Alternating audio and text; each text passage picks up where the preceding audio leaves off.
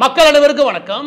இன்று சீமான் அவர்களுடைய வீட்டை முற்றுகையிடம் சொல்லிட்டு ரோட்ல உட்காந்து பிரச்சனை பண்ணியிருந்தாங்க. காலகாத்தால அவர் வீடு ரோட்டுக்கு அந்த பக்கத்து, ரோட்டுக்கு இந்த பக்கத்து என் வீட்டுக்கு வச்சுக்கோங்க. காலைல எழுந்து அவ்வளோ சுத்தம் போய் பார்த்தா வரிசையா வேன் நிற்குது. எங்க இருந்தும் கிளம்பி வந்துட்டாங்க. யாரு? இந்த திமுக ஏற்பாடாக இருக்க முடியும். வந்து வீட்டை முற்றுகையிட போறோம். யாரு? பெரியாரிஸ்ட் தீகா கும்பல் எல்லாமே. எப்படா நீ ஈவே ராமசாமி பெரியாரை விமர்சனம் பண்ண போச்சு, அப்படி ஆக்கணும் இப்படி ஆக்கணும், ஒரு படி மேலே போய் எல்லாம் ரெடி பண்ணி வச்சிருக்காங்க. என்னது? அந்த சீமான் அவர்களுடைய புகைப்படத்தில் செருப்பு வச்சு அடிக்கிறது, விளக்கமரம் வச்சு அடிக்கிறது, இதே காலிலேருந்து இதெல்லாம் பகுத்தறிவு. ஒருத்தருடைய புகைப்படத்தை வச்சு செருப்பு வச்சும் அதுக்கப்புறம் விளக்கமரம் வச்சு அடிக்கிறதெல்லாம் பகுத்தறிவு வந்து வச்சுக்கோங்க. இதை வச்சு கத்திட்டு இருக்காங்க. வந்தவங்களுக்கு ஏதாவது ஒரு யோக்கியம் இருந்துச்சு வச்சுக்கோங்க, குறைஞ்சபட்சம் யோக்கியம் இருந்துச்சுன்னா அவர் முன் வச்ச குற்றச்சாட்டுகள் இல்லாட்டி பொது வழியில் நாம எல்லாரும் முன் வைக்கக்கூடிய குற்றச்சாட்டுகள், இதுக்கு பதில் சொல்லணுமா இல்லையா? பதில் சொல்றதுக்கு இவங்க வக்கு இல்ல. அது எப்படி பேசலாம்? என்ன இப்ப உத்தமைய ஈவே ராமசாமி பேசிட்டாங்க, அந்த ஆள் பேசுறதுன்னா வச்சு பேசுறோம், பேசுறதுக்கு பதில் சொல்லுறானா? பதில் சொல்ல மாட்டோம். நீ பேசக்கூடாது. இது எவ்வளவு பெரிய அடக்குமுறை, எவ்வளவு பெரிய உச்சபட்சமான பாசிச நோக்கம் இருந்தா இது இப்படி இருப்பாங்க. இது இன்னைக்கு நேத்து கிடையாது. பகுத்தறிவுன்ற பேர்ல ஈவே ராமசாமியை எதிர்க்கக்கூடிய எந்த ஒரு நபராக இருந்தாலும் சரி, அவங்க வீட்டை நோக்கி தான் போவானுங்க.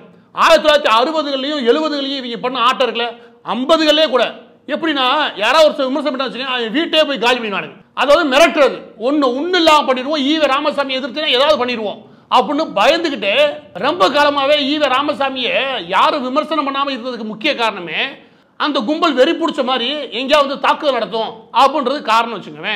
அதற்கடுத்து ஈவே ராமசாமியை புலந்தது வேற யாரும் கிடையாது. இன்னைக்கு தான் சீமானு. ஒரு 10 வருஷம் புலந்து கட்டினது திமுக.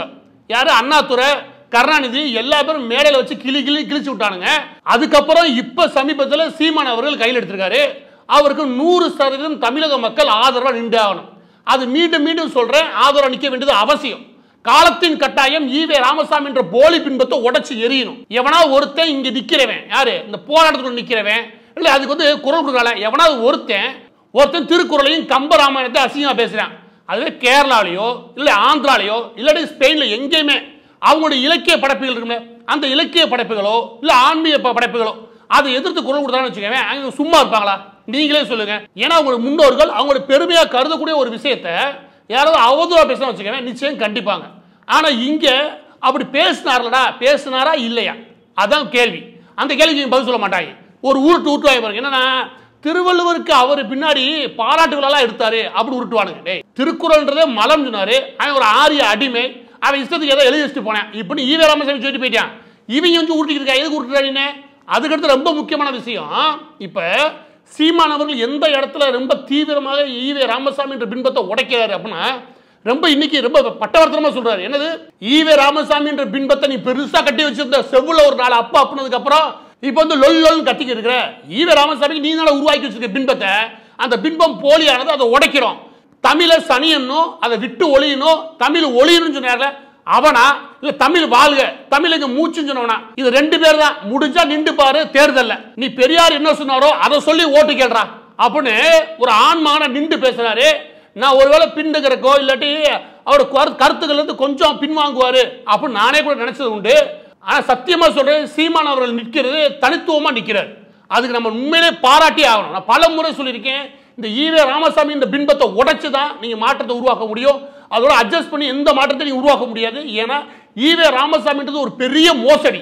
அந்த மோசடி இவங்க திட்டமிட்டு உருவாக்கி அண்ணா இறந்ததுக்கு அப்புறம் திமுக எம்ஜிஆர் பிரிஞ்சதுக்கு அப்புறம் இந்த கருணாநிதி இருக்கார்ல, தனக்கு ஒரு வசதியா ஒரு அமைப்பு தேவைன்னு திகாவை சேர்த்துக்கிட்டாங்க. அது வரைக்கும் திட்டுக்கிட்டு இருந்த கருணாநிதி ஈவே ராம சேர்க்கறதுக்கு ஒரே காரணம் அரசியல் ரீதியாக தனக்கு ஒரு பலம் கிடைக்கின்றக்காக.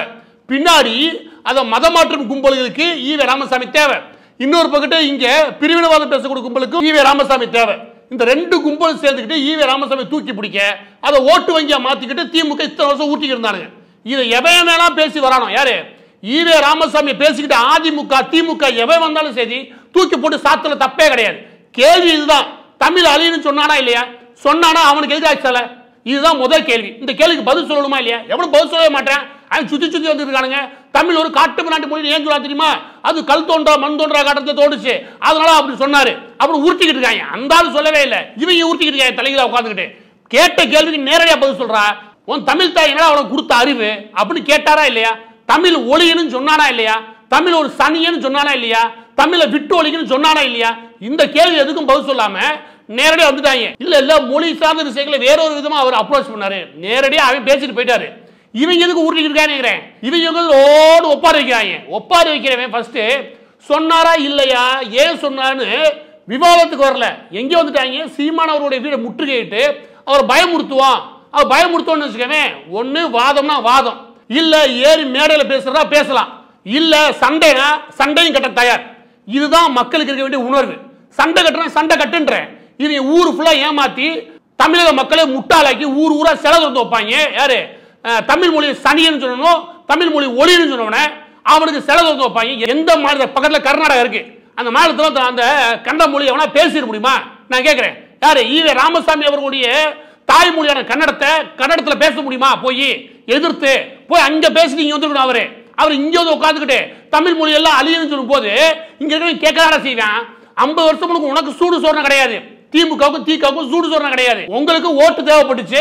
அன்னைக்கு மதமாற்றும் கும்பலுக்கு லயோலா கும்பலுக்கும் ஈவே ராமசாமியோட பின்பம் தேவைப்பட்டுச்சு. அவங்களை அட்ஜஸ்ட் பண்ணி நீங்க வேணா ஈவே ராமசாமி தூக்கி பிடிக்கிறா.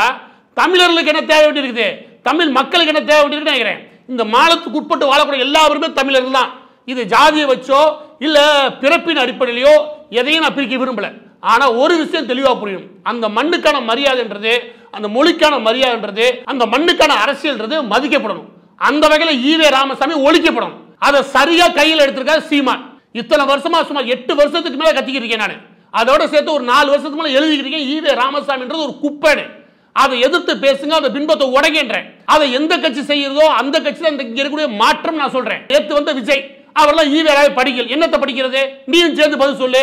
எவன் வேலை ஈவே ராமசாமி தூக்கிட்டு வரானோ அவனை போல வச்சு சாத்துங்கன்றேன். எது சித்தாந்த ரீதியா விவாதத்துக்கு வாங்கன்னு சொல்லுங்க. விவாதத்தில் ஏத்துனாதான் எது உண்மைன்னு மக்களுக்கு தெரியும். ஏன்னா அப்படி சொல்றேன்னா, பாட புத்தகம் வச்சுக்கிறாங்க, அதுல தெற்காசியாவின் சாக்ரட்டிஸ் யுனெஸ்கோன்னு எழுதி வச்சு இத்தனை வருஷம் ஏமாத்துறானுங்க. நான் ஸ்கூல் ஃபர்ஸ்ட், எப்பவுமே ஸ்கூல் ஃபர்ஸ்ட் எடுத்து நானு கேரளால முக்கியமான பள்ளி குழந்தைகளுக்கான ஒரு விஷயம் நடக்குதுன்னு வச்சுக்கவே, ஒரு பொது அறிவு சம்பந்தப்பட்ட விஷயம். அங்க போய் கேட்கப்பட்ட ஒரு முக்கியமான கேள்வி என்ன அப்படின்னா, இந்த வைக்கம் இருக்கு இல்லையா, அதனோட போராட்டத்தை நடத்தி முடித்தது யாரு, அதற்கு முக்கிய பங்களிப்பு கொடுத்தது யாருன்னா நான் ஈவேரான்னு சொல்றேன். ஆந்திரா, கர்நாடகா, கேரளா, வடமாநிலம் எங்கேருந்து வந்தவை எல்லாருமே ஈவேரான்னு யாருன்னு தெரியவே இல்லை. அப்ப இவங்க புக்கில் எழுதி வச்சு ஊரை ஏமாத்துறாங்க. அப்பதான் வைக்கம் போராட்டம் சம்பந்தமா 1 வருஷம் நடந்திருக்கு. அதை ஆரம்பிச்சதும் பெரியார் கிடையாது, அதை முறிச்சதும் பெரியார் கிடையாது, அதுக்கு முக்கிய காரணகர்த்தாவும் பெரியார் கிடையாது. இந்த ஆள் போய் ஒரு வாரம் கலந்துக்கிட்டு நீங்க வைக்க வீரன் அந்த ஒட்டுமொத்த போராட்டம் திருடி இருக்காங்க. அப்புறம் தான் நான் பெரியாரை பத்தி படிக்க ஆரம்பிச்சேன். எப்படி இந்த ஆளை பத்தி என்னென்ன எழுதியிருக்காங்க. அதுல யுனெஸ்கோ வரைக்கும் போய், யுனெஸ்கோன்ற அமைப்பு, இது ஐநாவுக்கு கீழே இருக்கிற யுனெஸ்கோ அமைப்பு முன் வந்து பெரியாருக்கு தெற்காசியாவின் சாக்ரட்டிஸ் கொடுத்து இன்ன வரைக்கும் டிஎன்பிஎஸ்சி எக்ஸாம்ல கேள்வி கேட்டிருப்பாங்க. இது குரூப் எக்ஸாம்ல கேள்வி கேட்டிருக்காங்க. வெக்கமே கிடையாது. அது பொய். அப்படி ஒரு விருது பொதுவாக கொடுக்கறதே கிடையாது. இந்த விருது நாங்கள் கொடுக்கவே இல்லைன்னு இமெயில கன்ஃபார்ம் பண்ணிட்டாங்க அந்த அமைப்பு.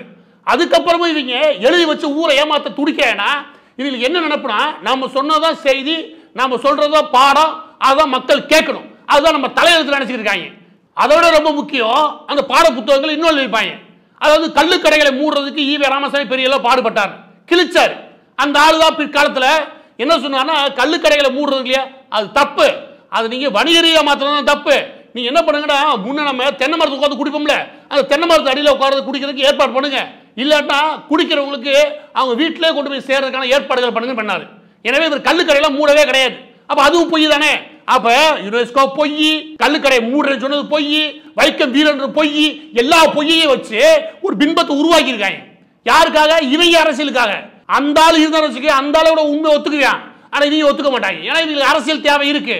எந்த புள்ளியில ஈவே ராமசாமி பின்பத்தை உடைச்சு எரிய வேண்டியிருக்குன்னா, தமிழ் அழியுன்னு சொன்னார்ல, அந்த பின்பத்தில் எந்த மண்ணில் இருக்கக்கூடிய எந்த மக்களுமே இதை ஏற்றுக்க மாட்டான். அவனோட தாய்மொழி அழிஞ்சுன்னு சொல்லும் போது அந்த பின்பத்தை உடைக்கணும்னு சீமான் முயற்சி பண்றது இல்லையா, அது 100% வரவேற்றே ஆகணும். ஏன்னா பதிவோட முடிவாக சொல்ல வேண்டிய விஷயம், சீமான் வீட்டை முற்றுகையிடுன்றது இவங்க என்ன நினைச்சிருப்பாங்கன்னா, வீட்டில் அவங்களுடைய மனைவி இருப்பாங்க, குழந்தைகள் இருக்கும், எல்லாரும் பயப்படுவாங்க பாருங்க, அந்த அச்ச உணர்வை ஏற்படுத்துவோம் பாருங்க, அதுதான் இவங்க முயற்சி பண்ணியிருப்பாங்க.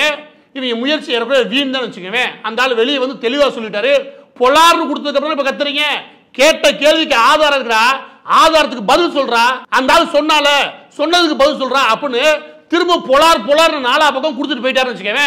உட்காந்து கதறிட்டு இருக்காங்க. நீ இந்த வருஷம் ஃபுல்லா கதறுவ. நான் சொல்ற வரக்கூடிய தேர்தலில் ஈவே ராமசாமி தான் முக்கியமான பின்பம். தமிழ் மொழி அழியணும், அது ஒரு சனின்னு சொன்னாலும் இங்க நில்லு.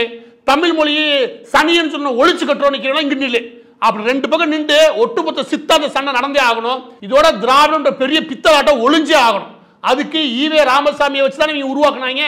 அந்த அளவு வச்சு ஒழிச்சு கட்டுறேன். இது 100% காலத்தின் அவசியம். அதை சீமான் செய்தார். சீமானுக்கு 100% பாராட்டுகள். அவர் போகும் பாதை 100% சரி. ஈவே ராமசாமி விவகாரத்தில் இதையே தொடர்ந்து போறாருன்னா நிச்சயம் சொல்றேன், மக்கள்கிட்ட ஒரு பெரிய அங்கீகாரம் அவருக்கு கிடைக்கும்.